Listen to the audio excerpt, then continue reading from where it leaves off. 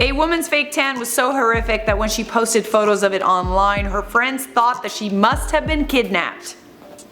Well, that's a new one. Welcome back to How Not to DIY. I mean InformOverload. I'm Charlotte Del Rey, and on this channel we do the news and spill the tea and tell you news stories that will make you feel better about your life choices.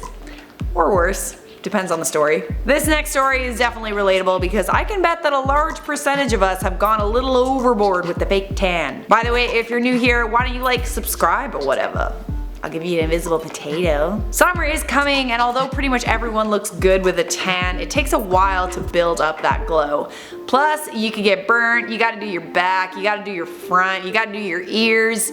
Getting an even tan is not an easy task unless you go to clothing optional beaches or tanning salons. Tanning is also really bad for your skin, like cancer bad. And I feel like every summer I get more wrinkles on my face from too much sun, so I actually prefer to use a fake tan. Many of us, including myself, opt for tanning mousse or tanning lotion to speed up the process. Side note, does anyone ever wonder if Donald Trump has a spray tan machine in the White House?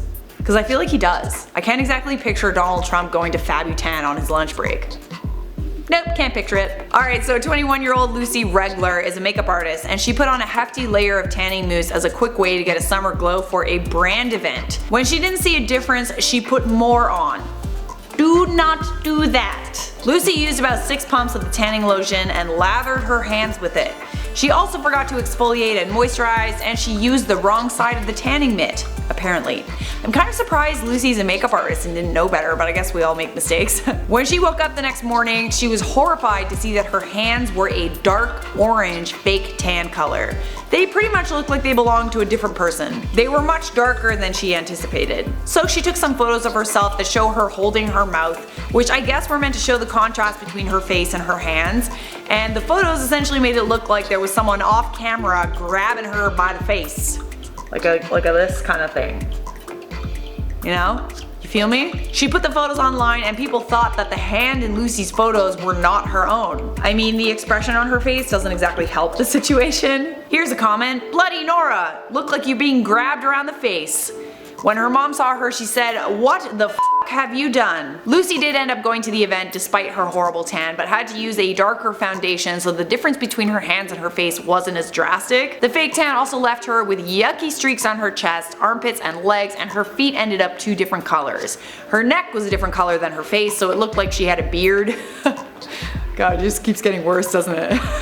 I actually know that there's a lot of tanning products out there that you're not supposed to put on your face, so that maybe that's why she didn't do that. Lucy tried everything to get the tan off. She scrubbed and itched, used a skin peeler, and none of that worked. Pretty much all she could really do is wait for it to fade, which should take a few days. Lucy plans to never do a fake tan at home again, and she strongly advises other people not to as well. She says that she's going to stick to professional spray tans from now on. But honestly, professional tans aren't the greatest either. And I should know. I thought I would wrap up this one by telling you guys that I actually used to work at a tanning salon when I was a teenager, and it got bad, like really bad. I was orange, I had an orange face and orange hair, human pylon. Anyways, those are some photos. I feel like I'm never gonna live those down. Let's change the subject and do some comment features, shall we? Alright, who's in the hot seat today? Mushroom Boy said, "The news on this channel are becoming very, very weird. This is why I'm subscribed." For some reason I read that comment in a Russian accent. Carol Reyes said, "Gotta love IO for giving me my daily news on weird stuff." Gotta love you for loving our daily news on weird stuff. Abu Tarab said, "I definitely want to hang out with you and Michael. Play your cards right, and I mean, you probably won't, but if you ever come to Toronto, hit me up and maybe we'll go for a beer or something." Truman Production said, "Oh, piss off. Do some actual news." Oh, okay, you want real news? Okay, well I have a suggestion for you. You might have heard of this news outlet. It's called CNN. They do a lot of real news, but I'm gonna stick to Dobby and fake tans. Sam Morrison said, "Charlotte, I love your style." Well, I love your face! I can't see it, but I'm assuming it's a very nice face.